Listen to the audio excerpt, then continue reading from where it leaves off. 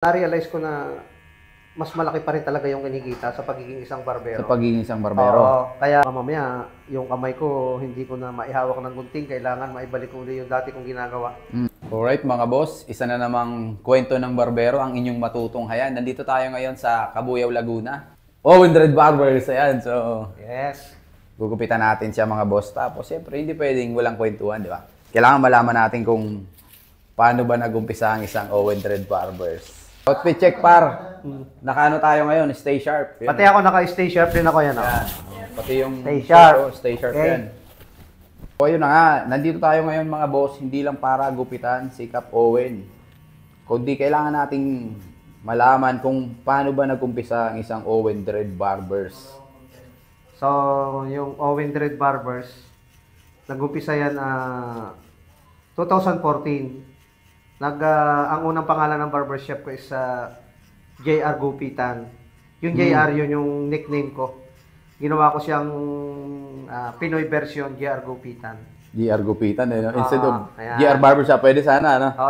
Naging JR Barbers din siya after siguro mga 6 months.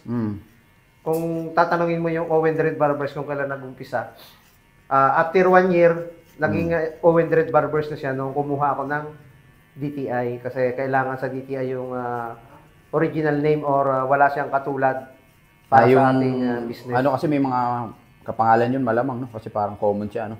Yes. Saka yung Owen Red Barbers, kinuha ko yan sa pangalan ng panganay kong anak.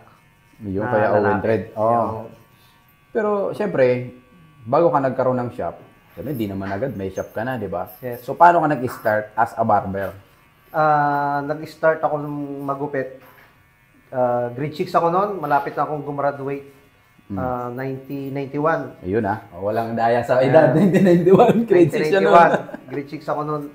Kasi ang tatay ko nagugupit din, nang magtayo yung tatay ko ng barbershop sa bayan dahil sa bukid kami nakatira. Doon ako nagkameron ng interest na matutong magupit. Hindi dahil sa gusto kong sundan yung yapak ng tatay ko bilang isang barbero, dahil gusto ko. Ako mismo yung may gusto na maging isang barbero. Dahil ang feeling ko doon sa pagiging barbero is para kang nag-drawing, nagtatattoo, isang art sa'yo na kapag makakagawa ka ng isang magandang gupit isang malaking achievement para sa sarili ko. Doon nag-umpisa yun, yung pagiging barbero ko. Siyempre, yung pinag-umpisahan ko, nasabi ko nga doon sa mga ibang interview sa akin na nag-umpisa ako doon sa gunting na panggupit sa papel, yung tinitiklop. Oo, yung plastic yung ano. Ay, hindi yung maliit pa. Yung maliit na tinitiklop. Yung stainless, yung tinitiklop. Napakaliit lang nun. Napakaliit lang, tapos walang suklay hawak kamay lang. Doon ako nag-umpisang magupit at natatanda ko pa kung sino yung ginupitan ko noon, si Joel. Joel Masipag dyan sa Barangay de La Paz sa amin. Siya karoon akong ginupitan. Hindi ko talaga malilimutan yung first experience ko na una kong ginupitan talaga na gumupit. Siyempre hindi natin alam kung anong itsura nung resulta nung pagkakagupit ko sa kanya. Sa'yo, no? Hindi ko alam kung yung ba ay hagdan-hagdan palayan o mga kanal-kanal do sa ulo. Wala tayong alam. Elementary ka, ano, high school, ano ba yon? Grade 6. Grade 6 ka. Doon ako nag-umpisa na magka-interest. Nung time na yon, magka-interest ka na, paano mo na-upgrade? Parang sabi mo na, tutuloy ko to kasi gusto ko to. Tapos, paano mo na bumili ka ba ng nag-apply ka ba? Hindi, nung pagka-graduate ko ng elementary, siyempre, nag-high school ako sa bayan May barbershop yung tatay ko dun sa gilid ng bahay ng lola namin. Yung interest ko lumawak at nagtuloy-tuloy dahil pinapahiram ako ng tatay ko ng panggupit pag nandun siya. So, kapag wala siya, ang ginagawa ko, siyempre, wala akong ihiraman. Pinakikialaman ko yung panggupit niya kahit hindi niya alam. May naging trabaho ka ba bago ka nagbarbero? Oo, kasi yung pagiging barbero ko noon, nung natuto na ako, hindi na ako malalim ang interest sa paggupit dahil marunong na Kumbaga parang natuto ka na, kung ano yung pangarap mo sa buhay, doon nakatutok yung attention mo, tsaka kung ano yung makakapagpasaya sa'yo bilang isang binata. Doon ka nakatutok. Kaya nagtrabaho ako ng Manila noon sa mga kumpanya dahil ang purpose ko nga, siyempre makapag-aral uli. Pag ako nakaipon, yung paggugupit hindi masyadong... Parang noong time na yon, although passion mo siya, pero hindi mo siya muna inano, parang Oo, hindi. pinosige o pinokus na. Hindi ko siya parang binitawan ko kasi sumubok ako ng ibang trabaho. Kasi yung tingin natin nun sa paggugupit is parang pang pang tambay. Noong panahon na yun, ano pa talaga? Takbuhan mo lang kapag kailangan mo bumili ng pambili mo ng pangkasiyahan sa tropa, pang-inom ng pambili ng alak, pambili ng sigarilyo or what not, pangkasiyahan bilang isang binata. Pag wala kang pera, yan yung talagang... So, ayun na nga, di ka muna anong mga naging trabaho mo muna parang bago ka nag-focus ulit or bumalik sa barbering?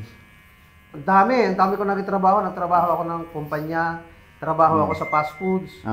Tapos, pagka natatapos ako sa mga kontrata, bumabalik ako sa barberia, on and off. Tapos, nung siyempre buhay binata, gugupit ako sa barbershop ng kalahating araw, tapos dadayo ako ng singing contest para may pamasahe. Ayun nga pala, doon kumakanta ka nga pala. Ganun yung ginagawa ko noon. So, pamasahe mo siya, magugupit ka muna para may pamasahe. Para may pamasahe ako. Bakit? Ano yung nagpursige sa'yo? Ano yung parang balik nga ako sa barbering? Yung ganon? Alam mong nakapagpaisip sa akin yan para bumalik sa barbering. Nakagraduate ako ng college Agriculture. Nakapag-college ako. So, nag-apply ako sa municipal, sa amin, ng agriculturist. Tapos, pinakita ko yung natapos ko. Inopera nila ako ng salary. Kinikwenta ko yung pwede kong swelduhin. Doon, kinukompare ko doon sa kinikita ko sa barbershop. Na-realize ko na mas malaki pa rin talaga yung kinikita sa pagiging isang barbero. Sa pagiging isang barbero. Kaya naisip ko talaga hindi po pwede na mabaliwala natin yung ating natutunan trabaho noon. Kasi andun pala talaga yung pera sa pagiging barbero. Kumbaga, hindi ka na maghihintay ng 15 days or 1 month para sa salary mo. Yung pera na yung lalapit sa'yo kasi yung customer yun ang lalapit sa barbershop. Sa mga nagtatanong dyan kung paano ako nag-umpisa kasi iniisip nila baka galing ako sa modern barbershop o galing ako sa mga makabagong panahon ng barbering ngayon. Hindi po. Talagang traditional barber din ako. Nanggaling din ako doon sa tig 25 pesos na haircut. Ganun ang singilan ng tatay ko. Nagupit din ako sa tig 40, sa tig 35. At nandun tayo sa sinasabi nila na low-end barbershop na kayang maabot ng mga kahit sinong magpapagupit dahil mababa lang yung presyo. Kaya, kumbaga, tayo lang bilang isang barbero, naging open lang tayo sa lahat ng pwede pa nating matutunan.